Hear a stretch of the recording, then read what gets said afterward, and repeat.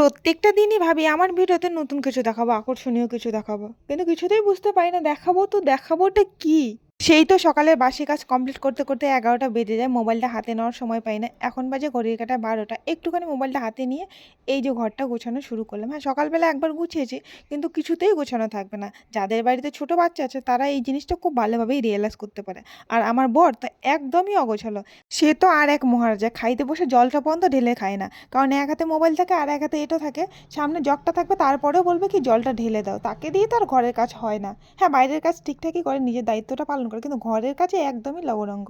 ১২টা বাজলে আমার মাথায় যেন একটা টেনশনে ভূত চেপে যায়। কী রান্না করবো কী রান্না করবো কিছুতেই বুঝতে পারি না। হ্যাঁ, সবজি তো অনেক কিছু থাকে কিন্তু কোনটার সঙ্গে কী রান্না করবো সেটাই বুঝতে পারি না। যতই রান্না করি মনে হয় যেন কম পড়ে যাবে। এই হলো তাদের বাপ বেটার কাণ্ডকীর্তি। খেয়ে দিয়ে দেখো বাসনগুলো কোথায় রেখেছে, ড্রেসিং টেবিলের উপর।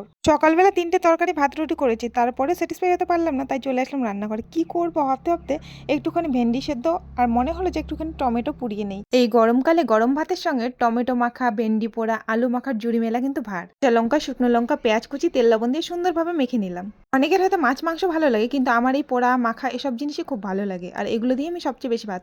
আমার মতো কে কে আছে বলো তো যারা মাছ মাংস বেশি পছন্দ করে না? তোমাদের কার কোন মাখাটা ফেভারিট সবাই একটু কমেন্ট বক্সে বলে যাবে। যাই হোক, টাটা বাই বাই, আর বেশি বকবক করবো না। এই হলো আমাদের দুপুরের মেনুর ফাইনাল লুক। দেখা হচ্ছে নেক্সট কোনো ভিডিওতে। Like and subscribe please.